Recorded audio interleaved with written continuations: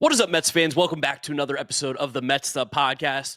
Sweep, yeah, sweep the Rockies. They're so bad. Oh my God, that team is horrible. But hey, good, clean, easy sweep against the worst team possibly to ever play the game of baseball. 5-1 versus the awful teams this week. 7-2 homestand. Playing really good baseball. Feeling like a good baseball team again after that weird road trip where they weren't playing well in the Pirates.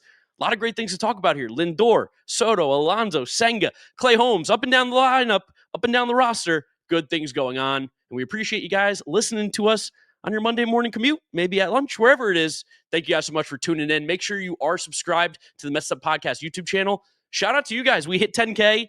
Thank you so much, 10,000 subscribers. That's pretty awesome for a Mets podcast that the channel was dead for a minute because we weren't allowed to upload on here, and then we came back. Amazing things. We really appreciate everybody subbing over there, and shout out to all the members who get access to the episodes early. We do appreciate it. We owe you a live stream. It's coming later this week. If you're listening, Monday. If you're listening to us, Apple Podcasts, Spotify, Google, drop us a rating, drop us a review, download, and subscribe. We really do appreciate it. And follow us on all our social media, at Mets'd on Twitter, Instagram, and TikTok. All right, James, me and you were there on Sunday. Packed house. I mean, Citi Field felt like it was rocking this weekend. It was. Mets do a really funny job on Sundays for Kids Day at the ballpark. We hadn't been to a Sunday game. I was at Sunday night baseball last week, but it wasn't as kid day up because, again, hopefully you're not bringing the kids to Sunday night baseball. But Sunday day baseball, great day for the kids. And all the kids' drawings on the board and, like, the kids' dancing stuff. It was fun. It was cute. They did a Moana song that neither of us had ever heard before. It felt super old, super washed for this eighth inning sing-along. But I say Field's a great place. Like anyone, if you have the means to get there for at least one game this season, it's well worth it because they've done such an amazing job this year. And every game this series, again, the fans came out to play. The place was rocking. The team played with a lot of energy. They were giving energy. The fans were giving it back. Like it was really just. It feels like it's always such a no-sum game when you play these horrible teams like the Rockies, who again, as Mark said, statistically right now the worst team in the modern era through 55 games or whatever, 59 games, whatever they're through right now, 9-50. You have to win them, but we did win them, so it was great. Yeah, 41,270 on Friday, 41,681 on Saturday, and Sunday we were there, and there were not many empty seats. You know it's packed when the upper decks in left field, last row are filled. So it's really cool to see that the Mets fans are coming out, supporting the team. Team's playing good baseball, and we know that they love playing at home. They now have, again, still the best record in Major League Baseball at home. I think they're up to 24-7 on the year, which is incredible. They're beating good teams. Granted, the Rockies weren't one of them, but things are looking back to normal for the Mets. And it started off in game one, Francisco Lindor going off, doing what he does best, hitting home runs, playing well at home. That guy loves playing at Citi Field, which is so funny because if you go back to when he started, he was a thumbs down guy. And now he's the most loved player on this team possibly, and he loves playing in front of Citi Field crowd. It's past the energy and playing in front of the Citi Field crowd. I don't think there's any person, athlete, man in the world that loves their family more than Francisco Lindor. And when he knows that his wife and his kids are near him, he just gets a surge of energy that's completely unstoppable. And he's the man. And that game on Friday night, he hit the leadoff home run that set the tone. And then he somehow and some way, not somehow in some way, because he's done it 5 times. He tied the Mets record, but hit a home run from each side of the plate. That is one of the coolest things you can do in all of sports, to have the precision hand-eye coordination. They hit the home runs, lefty and a righty, inside the same game. It's magnificent. Yeah, I mean, I don't know if it's one of the coolest things you can do in sports. I think it is. I think that's your hot take. I'm not going to go there. I think there's other things that you could do in baseball that are still cooler. It is cool, though, because not many guys get the opportunity to do that because not everybody's a switch hitter. And to hit 2 home runs in one game is hard unless you're Juan Soto. To do it from both sides is cool. I will back off it being one of the coolest things. But yeah, it was just nice. He's swinging the bat so much better. Shout out to us. Talking about James, I think word for word was like the guy I'm most concerned about swing right now based on the underlying numbers is Francisco Lindor. What does he do this weekend? 3 home runs. Yeah, 2 home runs the next day. Carlos Mendoza had a great quote about how well Lindor's swinging the bat right now too. He said, when you see him going, especially from the left side, going to left center like that, that's when he's clicking. We do see that a lot of times from Francisco Lindor. It's just keeping that shoulder in, being able to drive that opposite field pitch. Also, the first home run of this game, I mentioned that the 5 home runs from both sides of the plate tied Carlos Beltran's club record. The first home run Francisco Lindor hit in this game brought him to 12th all-time in Mets home runs, passing Edgardo Alfonso. And that is incomprehensible to me to think about how quickly the last 5 years have gone by. Francisco Lindor is already someone that's climbing the Mets record books. Yeah, I mean, he's climbing the Mets record books. He's climbing the shortstop record books. I think he's like 4th all-time amongst shortstops, minimum 50% of games. What was that crazy stat for most home runs? 50% of games, shortstops, 4th home runs ever. Because I think he tied or went ahead of Jeter over this past weekend as well. But those stats keep A-Rod on them. I hate when people parse out the shortstop stats to how much you played in your career, because like he wasn't shortstop for the last 8 years of it, for a ton of his power production. When Joe Mauer got put into the Hall of Fame as a catcher despite playing first base and DH for the last 10 years of his career. So, whatever fits the narrative, that's what people like to go with. But he's playing extremely well. The defenses look sharp, too, over the last week or so. He's been playing much better there. And it's cool to see, too, that on the pitching side of things, David Peterson didn't have his best stuff necessarily again, but he's just a good pitcher now. And we've been saying this all season long. He goes out there, gives the Mets a chance to win every single time he's on the mound.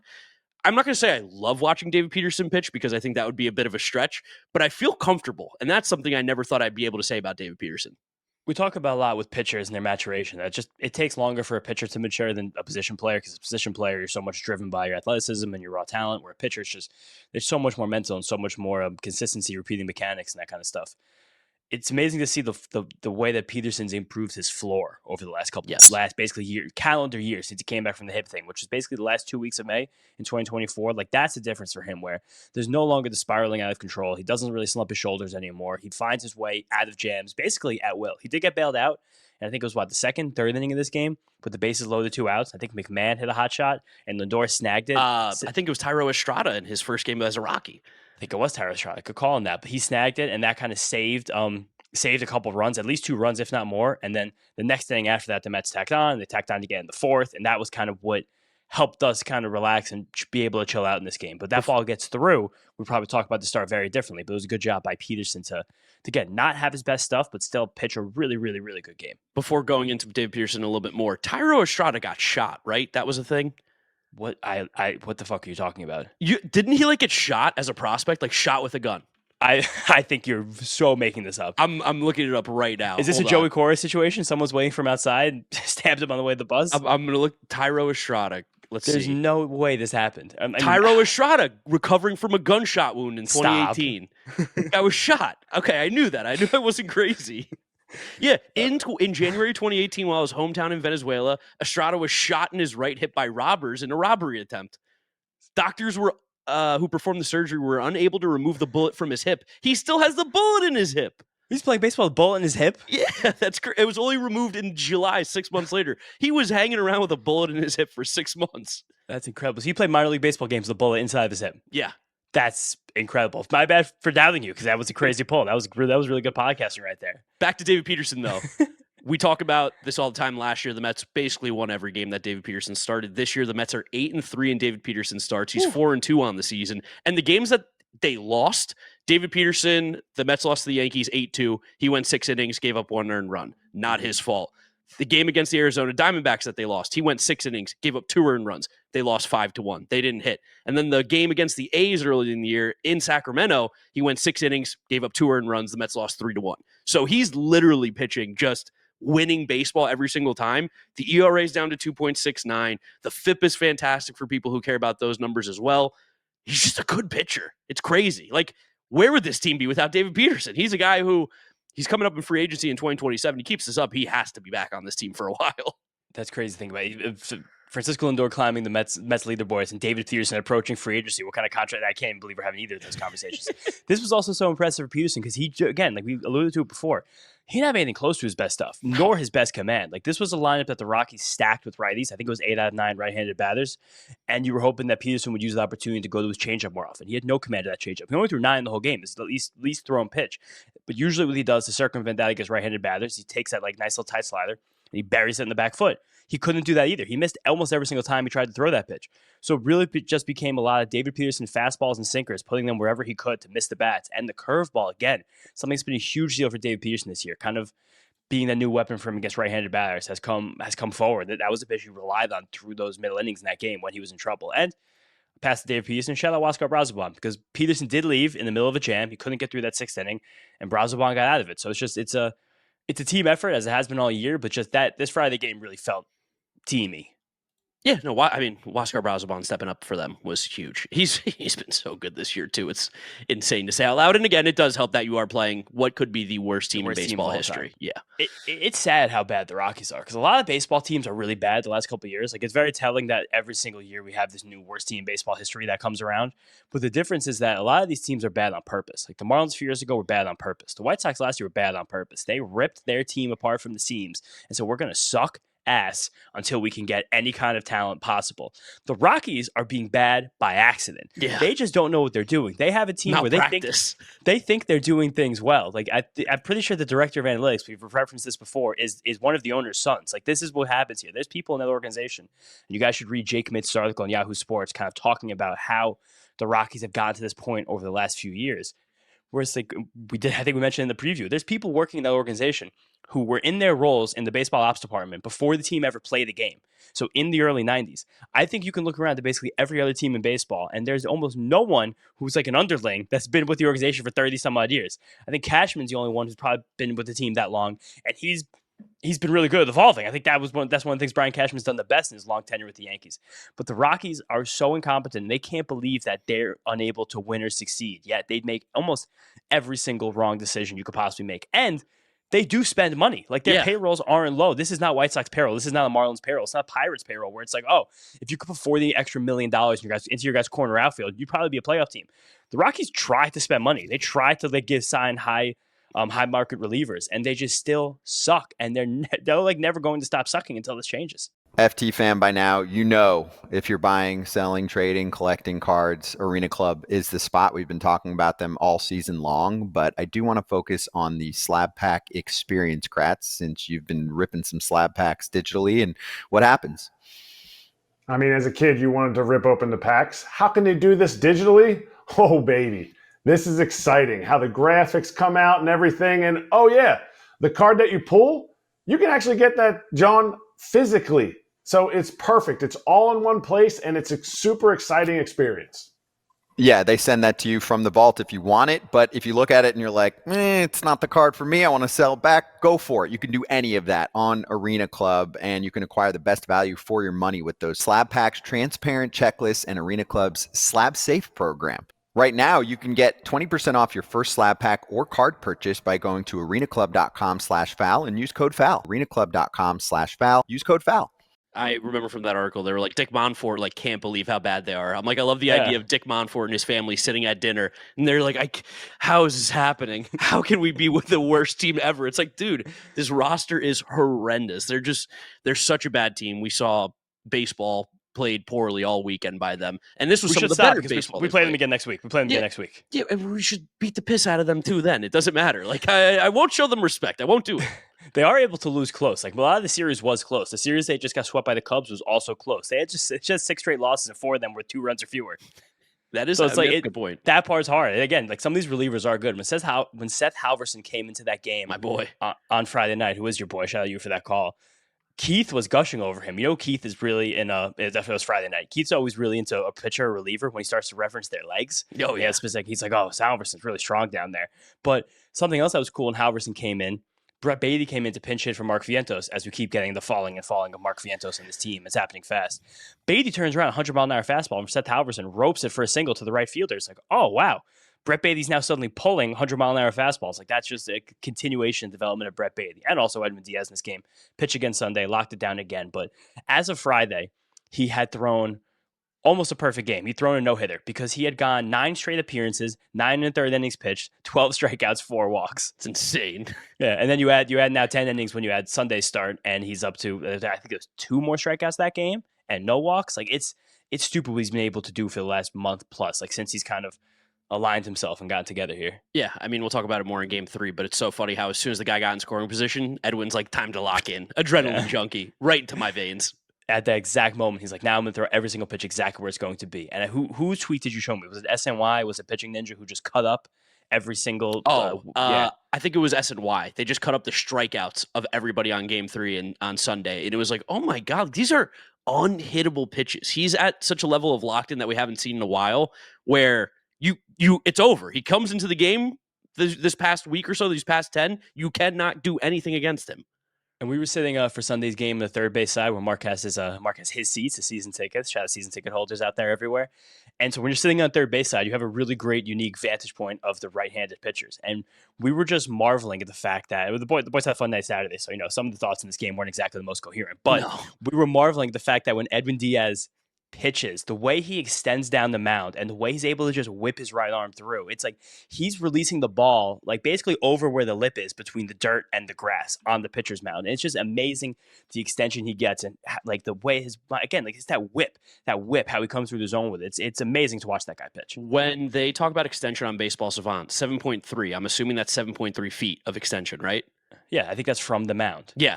96th percentile on extension with that fastball, with that slider. It's pretty unbelievable to think that anyone ever gets hits off this guy like they do sometimes. No, and obligatory, we have to shout out Starling Marte in the lineup, hitting sixth against a lefty, Kyle Freeland, and murder a 430-foot home run. All right, I got a hot take. Shout out Chris. I saw him on the subway back. He always comments about Starling Marte on our YouTube comments. That's his guy. Marte's been playing some decent baseball. I'm not gonna lie. He's been hitting well. He has been hitting well. But and again, he's like now, getting on base and stealing, which is also like that version of Marte. That's what we want. Happy to see him play like that if he's going to get on base and he's going to run. What we saw earlier in the year was old man Starling Marte, who was not doing anything. And he's getting these roles in positions that he's more likely to succeed, because especially Friday night and then Sunday as well, he's in the lineup against a lefty. Like if Starling Marte can be the lefty masher and play just good enough left field to not be the worst outfielder in baseball and steal bases once in a while, like this probably still is a guy who's going to wind up at the end of the year with a 720, 730 OPS. Again, like that's not what you want for $20 million as a part-time player, but in terms of how he can fit on this roster, it's now becoming a DH competition with lefties are on the mound between Starling Marte and Mark Vientos. Yeah. Which is imagine if we had that, if we told you guys we'd be having that conversation in June back in February. Yeah, I mean, it really sucks that all offseason we talked about how worried we were about Mark Vientos going into the season, and specifically you catching a lot of flack from people online being like, I just don't know how sticky it was with how good he was last year, counting numbers wise, performance wise. I don't know if it translates. And right now, I really wish he had an option, because that's a guy who needs to get sent down and just figure it out. Mentally, physically, mechanically, everything is so broken with Mark Vientos. And I hate to sound like a broken record because I think we talk about it once a week, but it's not getting better. And I don't know when it's going to, and I don't know how it gets better. Yeah, shout out the famous feud between Billy Epler and Buck Showalter when Epler wanted to play Vientos and Buck was like, I want to play Luis Guillorme, but that could be a story for another day. But Carlos Mendoza addressed this specifically in some media availability. I believe it was Thursday or Friday when someone asked him about Vientos. They said that he believes his slump is more defensive, and that's kind of just dragging down his whole mindset right now. We talked a lot about Vientos. Yeah, you talked about Vientos last week a lot when we did the full team hitting breakdown, where right now Vientos has a long and slow swing.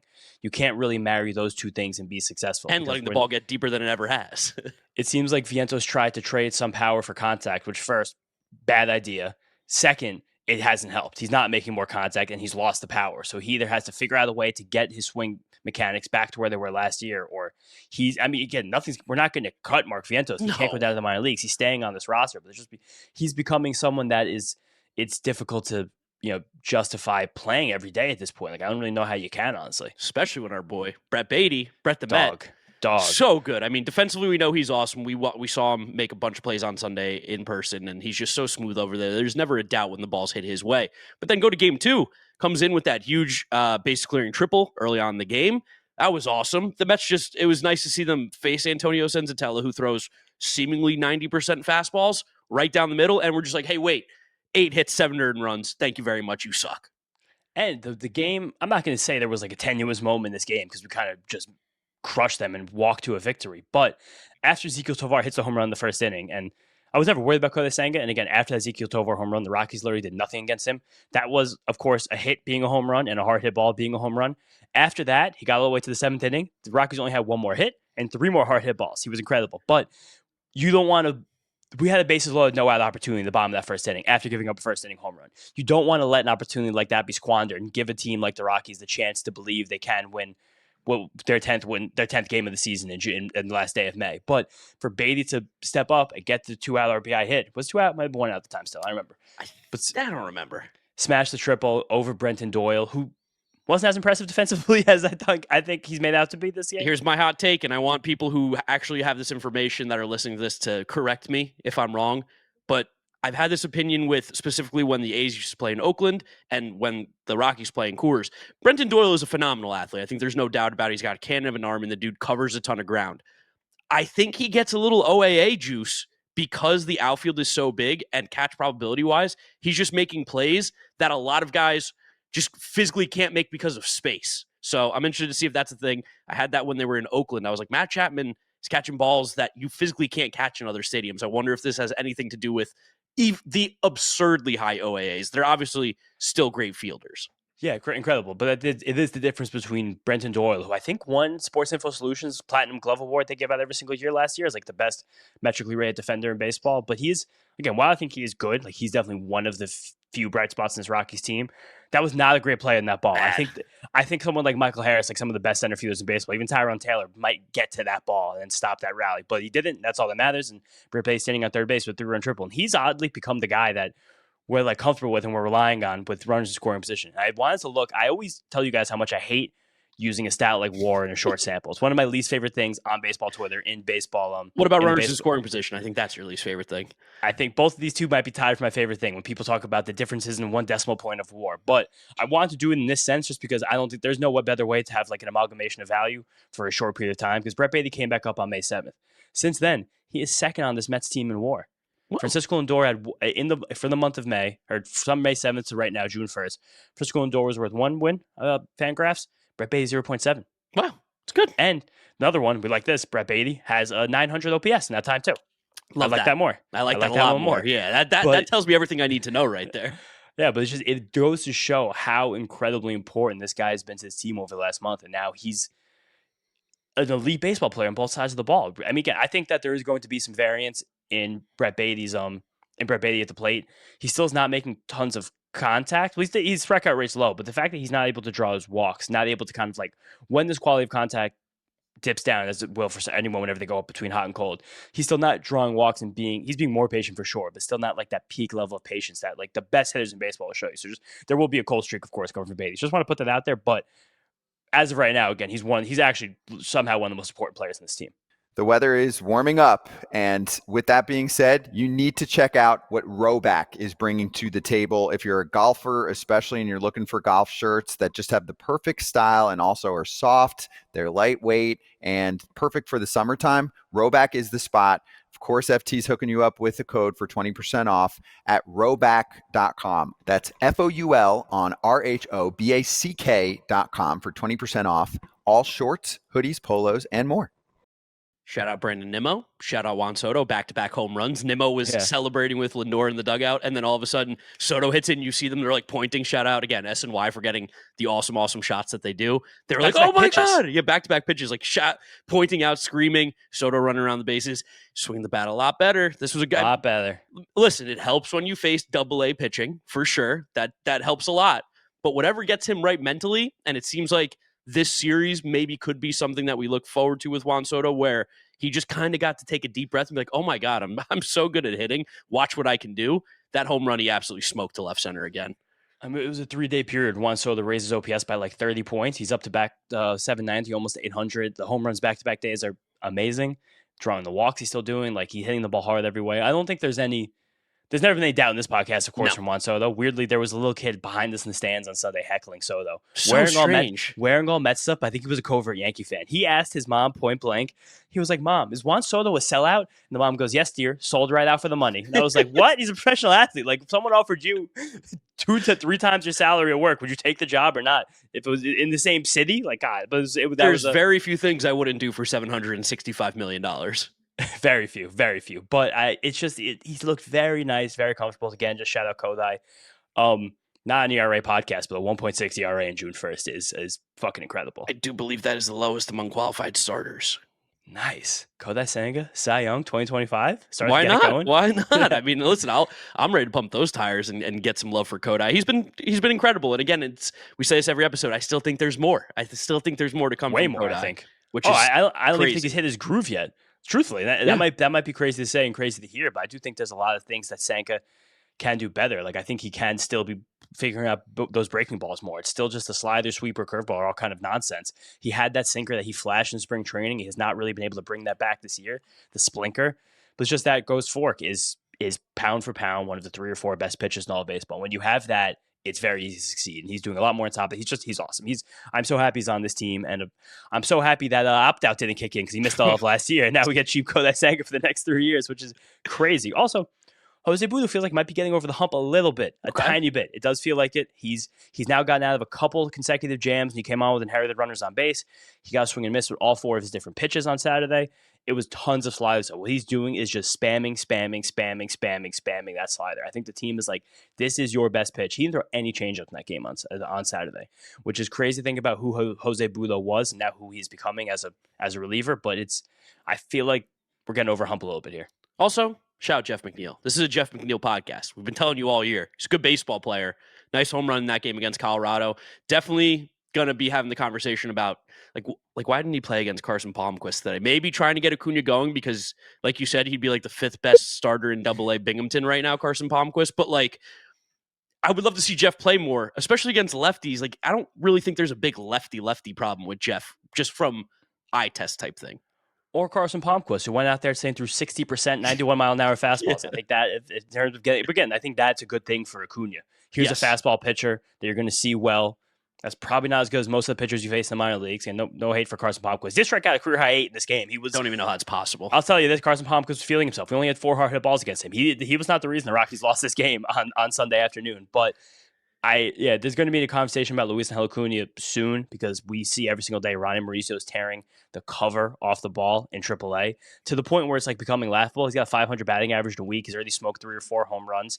And there's a great note here from Eli Ben-Parat, who does some work for Baseball America. And he's talked about the fact that there's been a transformation in a lot of Ronny Mauricio's batted ball quality, where he's now, for the first time ever as a professional, lifting the ball consistently. Which is scary. Yeah, standard deviation for his launch angle has jumped up. His average launch angle has jumped up. I mean, standard deviation has jumped up, but it's created a size that's much more reminiscent of a guy who's going to lift the ball. And if he's doing that in the minor leagues, he can carry that to the major leagues. Then all bets are off with Ronny Mauricio. Then Ronny Mauricio is someone who has some of the best raw power in the league, and he consistently hits the ball in the air, and he's a good enough athlete to play multiple infield positions. Now you have a dude, and we're probably about a week or 2 away from having to decide whether or not him or Luisangel Acuña is more worthy of that roster spot. Yeah, I would be shocked if Acuña continues to play like this through LA and Colorado if we see him for that next homestand. I think there's a very good chance he could be in Syracuse. He's not playing well. He's playing great defensively. Awesome little fielder at second base, but when you're not barreling up the ball at all, I think he has 1 barrel this year, when the quality of contact is really, really soft. It's hard to slot a guy in the lineup like that, especially when right now the big thing that he's bringing is glove and speed, and Ronny Mauricio can do both of those things seemingly.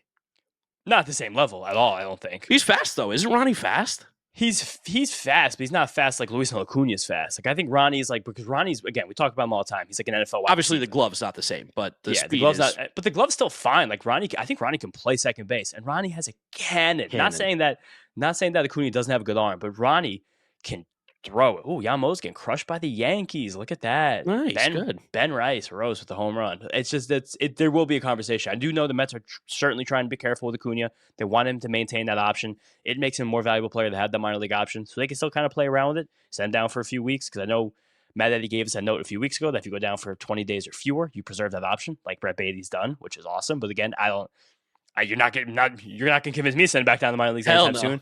But now we see it right now with a guy like Mark Vientos, where when things are still unsteady, as things always are with young players, because development is not linear. We say it to you guys all the time. It helps these guys sometimes to be like, just the ability to send someone down for a little while without risking their loss on your roster is important. It's hard to make adjustments at the major league level. Pretty much impossible to do. Especially when, as of right now, for a guy like Vientos, not doing anything well. Not hitting well, not fielding well. We saw him hit that nice double, though, on Sunday, and just watching Mark Vientos run around the bases. As a 20, he might be the slowest 25-year-old on earth, because watching him chug around first base, stamping his feet into the ground, I'm just like, dude, how is this happening? His cleats look so heavy. While still being a world-class athlete, some of the best hand-eye coordination on the planet. Yeah, no, I mean, when things click and that 110-mile-an-hour line drive, you're like, oh my God. Look, there's what you get excited about. And then you see the at-bats where he takes 3 pitches right down the middle, and you're like, I want to know what your thought process was. There was a 2-0 pitch to him from Carson Palmquist, left-handed, coming inside on him. Ooh, don't like that phrasing. Yeah, whatever. I said it. All right. He came in on the 2-0 pitch to Mark Vientos at 91 miles an hour, and he got beat and fouled it off to like the right side of first base. I'm like, dude, what is your approach? What are you looking for? That tells me that it's not just even a mechanical issue. It's a mental thing. He has no clue what he's looking for. It seems like he's going up there and just guessing at this point, which of course it's a mental thing. When we saw Mark Vientos playing his best baseball last year, it was high emotion. It was high energy. Like it was a guy who was like, I'm locked in. I can't wait to hit. And right now it's just not that version of him. But like you said, it's hard to make adjustments at the major league level. But I think we kind of saw a big changing of the guard in this series because on Friday against left-handed pitcher, Mark Vientos was hitting second, and he stunted the lineup, stunted multiple rallies. Bad defensive plays. Yeah, on Sunday against left-handed pitcher, he's down to seventh in the order, and he did get that double. But it's very obvious right now that he's not someone that's able to help the team on a day in, day out basis. Someone that does help the team every single time they're on the field. Fucking Clay Holmes. I what know. A dog. What an animal this guy is. Remember when I said he'd be an all-star? You did? It's looking really fucking likely at this point. 7 innings, first time as a starter in Clay Holmes' career, pitching into the 7th inning, and then completing the 7th inning. The growth is amazing, and he only had 85 pitches. I think the only reason he actually got pulled was because he somehow gave up home runs to Lando Arcia and Tyler Freeman, and they were coming up again. And Carlson Doe's like, I don't want to let Clay Holmes face the big bad duo of Orlando Arcia and Tyler Freeman again. So he came out for that, but it's just monster, animal. Like, it's just sinker. It's such an uncomfortable at bat. He does so many things well, and this was a big return for Clay Holmes this game with his sweeper because the Rockies have a very right-handed heavy lineup. We hadn't seen throws. Yes, hadn't seen him throw as much of that recently. That was his most whiffed on pitch, 12 whiffs on 4 swings. Got multiple swings and misses with 4 different pitches, including his changeup that he only threw 6 times. Got 3 swings, and 2 of them were swings and misses, which is just, it's the bag of tricks he has now is amazing. And I even referenced to you during the start that he's throwing his gyro slider more too, the pitch he's had and kind of gotten away from a little bit this year. So it's just a lot of great things together for Clay Holmes. Like it's amazing the confidence I have in this guy every 5th day. Yes, and it helps too when Francisco Lindor, Juan Soto, Pete Alonso, home run in the same day. Yes, they did it. Finally, love it. Pete smoked that ball to right field. That was murdered. Like for an opposite field home run in Citi Field, I don't remember a ball that was hit kind of as well as that. I think he hit it like 410 to right center field, which is crazy. I know the wind was blowing out, but immediately off the bat, you stood up out of your seat like, that's gone. And there was no doubt it was an absolute shot. I was the first person in the ballpark standing up for that home run. The second hit, I was like, yeah, because that ball got so high. I like how they flashed the apex feet on the Citi Field board. I'm trying to check it right now in baseball. I think it was like 110, I think. That was the exit velocity. I want to see how high the ball got, where they have that. Yeah, got up to 120 feet in the air, 34-degree launch angle to right center field for 120 feet high for a 410-foot home run. Just for comparison's sake, I want to load up Soto's right now, baseball. Which was just a piss rocket about an inch off the ground. That ball only got 59 feet in the air and a 22-degree launch angle, which is, again, it's very different kind of hitter, very different kinds of swings those two have, but they're both amazing players. Also, Pete Soto's home run got out in 4.3 seconds. How long was Pete's in the air? 5.9 seconds. Dang.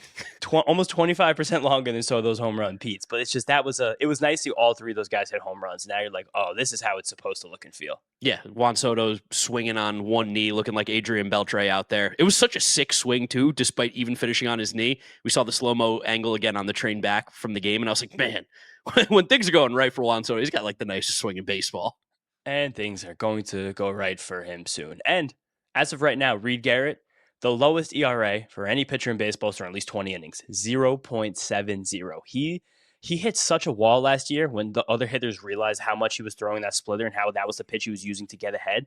But now the way he's mixed back in the cutter and the sinker off that pitch, and then now these guys have no idea what pitch is coming when he's on the mound. He could put all of them wherever he wants. It's so beautiful what we've done to make Reed Garrett one of the better setup men in baseball. Yeah, he's been incredible. Him and Diaz, 8-9. It's pretty lights out right now. Is there another one you choose over than them right now in Major League Baseball? Yeah, I would definitely take Cade Smith and Emmanuel Clase. Still, really? Okay. And I think I would also definitely take Griffin Jackson, Johan Duran. Boo, boring. Take the Mets, be a homer. No, and you know what I'll even say right now? I think have you seen what Randy Rodriguez is doing in San Francisco? They're doing some voodoo shit over there. I think he has like a 0.2 ERA or something like that, right? Yeah, I think like a 35 strikeout minus walk rate. And Camilo Doval, he's working on 21 consecutive scoreless appearances. Whatever. I love our guys. I think we're in the pantheon. I think we're in the top 5 easily of 8th and 9th guys easily, and it could be better than that. But I think those duos are also nutty. But again, you could twist my arm and convince me that we're at least first or second. You can. Yeah, I'll have that. Good. All right, good. I'm going to twist your arm on that one. Anything else from this series and these games, or is it time to move on to the series preview? This series, these games. The only thing I want to talk about is that Sunday was the anniversary of the Johan Santana no-hitter. That's very cool because somehow we only have one actual no-hitter in the entire history of the Mets. The Mets by a singular person. Yeah, by singular person, more World Series and no-hitters, which is crazy. Also, Sunday was the return of the gay Mets. And there's something goes on with this team when the calendar turns to June. These guys they love the moment, and they're ready to go. Yeah, gay Mets is like the funniest little meme that I feel like only happens in the Mets Twitterverse. Like, I think if there's probably a lot of people listening who's like, the gay Mets, like, what are you talking about? Yeah. It was the thing last year because the team got so good in June, and people were like, yes, gay Mets. And like, shout out Diana. Diana's the queen of Mets Twitter. She's at the literal GOAT. Like, she had some memes that went crazy the last couple of days too. And again, teams will know in June. It's all that matters. That's literally all I care about. All right, let's go ahead and do this Dodgers preview. Paul Blackburn back. Whew. Kind of crazy that they're like, hey, Paul, you're back? Dodgers. It's the scared straight meme. They're shaking them up. They're like, ready to go. Can you pitch against them? And then once you get through the Dodgers, Coors Field, good luck. But the Mets caught another huge break in this Dodgers series because for the second time in a week and a half, we don't have to face Yoshinobu Yamamoto. I know that right now he's not pitching very well against the Yankees, but he is by far the best pitcher in this Dodgers rotation. And we're getting a shot at a bunch of guys that we just saw last week. The Dodgers are as well, but still, I like what we got. So Monday matchup, so everyone get ready for some late night games this week. We got the midnight Mets returning. Can't wait. 10:10 Monday night, Paul Blackburn versus Dustin May. 10:10 Tuesday night, I almost said Trevor McGill. What the hell's wrong with my brain right now? Tyler McGill versus Clayton Kershaw. And then Wednesday, 10:10, Griffin Canning, Tony Gonsolin. And there's a 4-game series with the Dodgers with no off day this next week. Thursday, 4:10, David Peterson versus Landon Knack. Yeah, I mean, listen, the Dodgers are obviously a very good baseball team, but Obviously their weakness is the pitching. We can get to this pitching. We did last series. I don't know how we're going to be able to stop this offense, especially because they just put up 18 against the Yankees and they are clicking on every single cylinder possible. And I am terrified of Paul Blackburn's start on Monday night. I'm not going to lie. That one, that feels like we're going to lose 18-2. But hey, Paul Blackburn, 6 innings, 2 strikeouts, 6 beers. That's how you roll. You keep putting up the beers during a Paul Blackburn start. I don't remember what the number is. What did we say? I think it was 3. 3 tall boys. There you go. Yeah, right, exactly. I do think that it might have been nice for the Mets to maybe let Blackburn start the Sunday afternoon game with a series win already in hand against the Rockies. I'm trying to see when his last rehab start was. I'm pulling it up right now. Yeah, it'd be another rehab start because you're facing a AAA lineup. Yeah, exactly. But that, I feel like, would have been a very logical time for him to start his season. He pitched on May 28th. Actually, no. So the days actually wouldn't have lined up. He did pitch on May 28th, then May 21st. So there was a week in between those rehab starts. We know the weather in the Eastern League and AAA is always a little bit screwy. So, yeah, I guess that is his 5th day, so it does make sense. I'm sure they actually, the perfect world, would have liked to, but now we don't get Clay Holmes against the Dodgers. But this team, if you guys have been watching some of these Yankee-Dodger games over the weekend, Friday night was a great baseball game. Friday night was one of the best nights of baseball that I remember in recent time. There was, you said it was 7 multi-home run players. I think they might be juicing the balls again in the summer, it feels like. The data from the full season says they're not. If they're juicing the balls systematically, then again, we know they have done that in the past, so it wouldn't surprise me if they would do that, if they would be like, oh, juice ball game. But there's nothing really that we can see in the data without getting baseballs. If you guys are at games where you suspect balls could be juiced, let me know, because I have had some conversations, done some work with Meredith Willis, who did some work with William Bradford Davis, where they kind of helped uncover the Judge juice ball fiasco a couple seasons ago when he was chasing the American League home run record to have the 7th most home runs in a single season of all time. She's a physicist. She was taking apart baseballs and figuring out what was different about them and how they were different. So if anyone gets baseballs at a game, hit me up. I'll send you to her, because she has asked me if she can get some help with some baseballs. I'm not on the field, so I can't do that. But her getting baseballs would really be able to help us figure this out by the end of the season. Yeah, no, it would be great for us to find out what's going on with these baseballs. But we saw the Dodgers recently. There's not much else to preview here. We have anything else to talk about? I got to do the Howard Johnson jersey giveaway winner. Yes, you do. You have to do that. And we got a lot of you guys commenting that if you're not on Twitter, how you can enter this contest. We're sorry this was a Twitter only, because we're doing it to get Twitter followers, but we will figure out some other contest that maybe we do on Instagram or with YouTube soon, because we got some stuff to give away. We have tons of baseball cards. We have other memorabilia. Like, this is something that we're definitely going to keep doing on this channel to give some stuff back to you guys. Okay, we do have the Howard Johnson signed jersey giveaway winner. Shout out to Auction of Champions again for sending us that. Katarina Mancuso at Mrs. Cuso 427 will be contacting you on Twitter. Thank you for following. Thank you for liking. Thank you for reposting, all that good stuff. You are awesome. And I guess that's pretty much it for us, right? Do we have Frankie Peppers? We do have Frankie Peppers. We got Frankie after a nice little sweep against the Rockies. Give us some Frankie. Frankie Peppers, how you doing? I see a beautiful series. That's what you want against the Colorado Rockies. Easy sweep. The boy's hitting dingers where you need them to. Clay Holmes going the furthest he's ever gone in his career. That is what we needed. Love to see it. I had somebody call me Danny Chestnuts today. I don't know how they got that. That's not my name. But I thought you boys would like to know. So, Mark, James, I hope you both have a lovely week. Mark, I promise something happened with my my Instagram the other day. I definitely wished you well, and I wanted to wish you well again just in case. So, Mark and James, I hope you boys are doing good. Let's go, Mets. I'll talk to you soon. I love Frankie. What's better than listening to a Frankie voicemail after a series sweep? It's true bliss. It's amazing. Shout out Frankie Peppers. Honestly, I'll tell you this. I'd welcome. What did he say? Danny Chestnuts? That feels like another person that could be a part of the universe at some point. Yeah, that could be someone's alter ego. Danny Chestnuts. Maybe Frankie Peppers is positive. Danny Chestnuts is negative. Oh, Danny Chestnuts could be like our Joe from Massapequa. Yeah, he's like, I hate this team. Juan Soto, overrated, overpaid. I wanted to turn around that little kid today and be like, underrated, underpaid. One more thing I want to say from the ballpark today. Shout out the little kid who his only objective the entire game, his parents were letting him stand in the aisle and like he would like dance, they'd take a video, and as soon as they'd look away for a second, sprint right up the stairs. He was like, how can I run away? Amazing stuff. We saw it happen a couple times. Shout out that kid. Great vibes at the ballpark. Can't wait to get back there after this long road trip on the West. Hopefully win some games. Guys, thank you so much for listening and watching this episode of the Mets'd podcast. Remember to subscribe to our YouTube channel. 10K subs, we really do appreciate it. Let's keep on going to the moon. Mets'd up. If you're listening to us, Apple Podcasts, Spotify, Google, drop us a rating, drop us a review, download, and subscribe. You can follow James on social media at James Schiano. And I'm Draft Mark with a C. We are doing our live stream for members on Monday before the Dodgers game, so make sure you check that out. Not before the game, earlier. We have our softball semifinal on Monday, and we also don't want to do the live stream for you guys that late, but probably 5:30. We'll post. Sure. We're going to post in the members tab. You guys will see it if you are members, so just check there. Probably, I might give a soft 5:15 for a half-hour live stream. And for those of you who are interested, again, you have to go over to the YouTube channel, click the join button. That's how you become a member if you are so inclined. Mm-hmm. Follow me everywhere at Draft Mark with a C. And that's what we got for you. Thank you for listening. Thank you for watching. We'll catch you all next time. Peace out. Peace out, guys. Let's go Mets.